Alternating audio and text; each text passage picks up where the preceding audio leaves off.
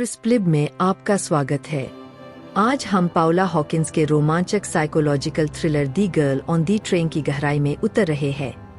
यह उपन्यास हमें उन उलझे हुए भावनाओं, अविश्वसनीय यादों और सच्चाई की पीड़ा भरी खोज की यात्रा पर ले जाता है, जो इसके पात्रों के जीवन को परिभाषित करती है। इस कहानी का अन्वेषण करते समय हम धोखे, जुनून और बीते हुए कार्यों के भयानक परिणामों के जटिल जाल को खोलेंगे। दी गर्ल ऑन दी ट्रेन की कहानी रेचल वॉटसन के इर्द गिर्द घूमती है, जो अपने असफल विवाह के बाद टूट चुकी है। हर दिन रेचल एक ही ट्रेन में लंदन जाती है, जो उसकी दुख भरी हकीकत से थोड़ी राहत का एकमात्र रास्ता है।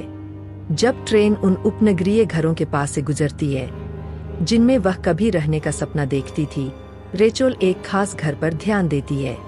इस घर में उसे एक परफेक्ट जोड़ा दिखता है, जिसे वह मन ही मन जेस और जेसन का नाम देती है। रेचल को लगता है कि इस जोड़े के पास वह सब कुछ है जो उसने खो दिया, एक प्यार से भरी, स्थिर और खुशहाल जिंदगी। लेकिन रेचल की खुद की जिंदगी बहुत ही उलझी हुई है। वह शराब की आदी हो चुकी है, जिससे उसकी याददाश्त कमजोर हो गई है और उसका व्यवहार अस्थिर हो गया है। हर दिन वह अपनी पीड़ा को भुलाने के लिए पीती है, लेकिन हर सुबह ट्रेन उसे उस घर के पास से ले जाती है जहां उसका पूर्व पति टॉम अब अपनी नई पत्नी अन्ना और उनके बच्चे के साथ रहता है। रेचल की रोज की यात्रा उसके खोए हुए जीवन की याद दिलाने वाली पीड़ा बन जाती है। एक दिन रेचल का उस जोड़े के प्रति जुनून, जिसे वह हर दिन ट्रेन से देखती है, एक अंधेरे मोड़ पर पहुंच जाता है।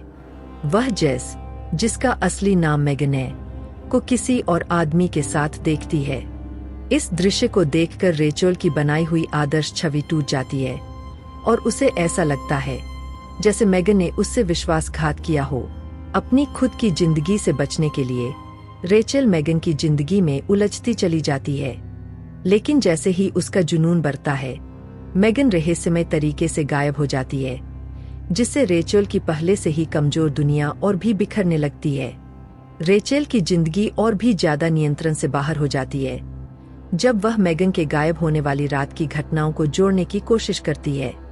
उसकी याददाश्त, जो शराब के कारण धुंधली हो गई है, उसे अपनी खुद की यादों पर भी शक करने के लिए मजबूर कर देती है।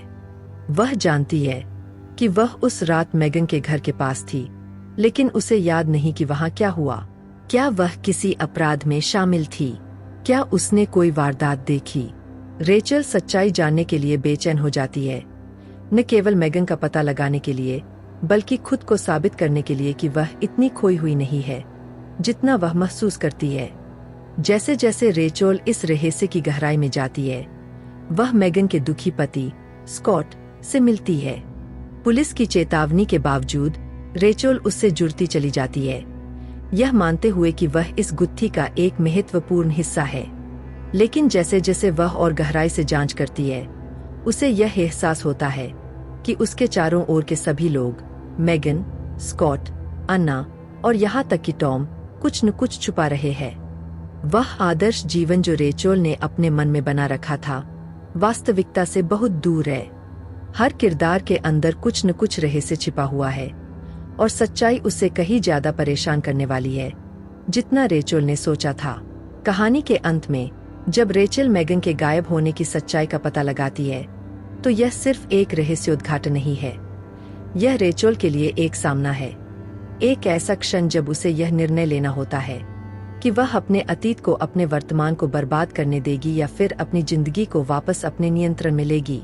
दी गर्ल ऑन दी ट्रेन सिर्फ एक थ्रिलर नहीं है, यह इस बात की गहरी जांच है कि हम खुद को कैसे देखते हैं, हम खुद से और दूसरों से क्या झूठ बोलते हैं, और जुनून की खतरनाक शक्ति का क्या असर हो सकता है।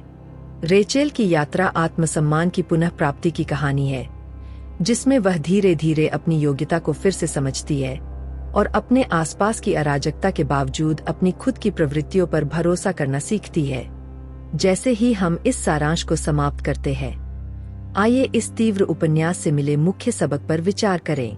पहला, हम यह समझते हैं कि कैसे हमारी भावनाओं से हमारी यादें और धारणाएं विकृत हो सकती है, जिससे हमें यह संदेह होता है कि क्या वास्तविक है और क्या काल्पनिक। रेचेल की याददाश्त के साथ उसकी संघर्ष हमें यह याद दिलाता है कि जब हमारा मन दर्द और लत से घिरा होता है तो हमारा मन कितना कमजोर हो सकता है।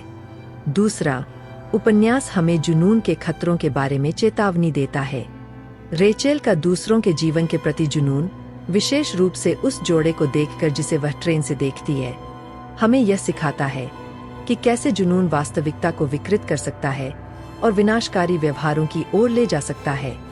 अंत में दी गर्ल ऑन दी ट्रेन रिश्तों की जटिलता की जांच करता है।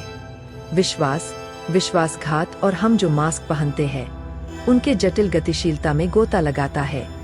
यह कहानी झूठ के प्रभाव और सच्चे संबंध बनाने के लिए कठिन सच्चाइयों का सामना करने के महत्व को उजागर करती है। क्रिस्पलिब में हमारे साथ जुड़ने के लिए धन्यवाद।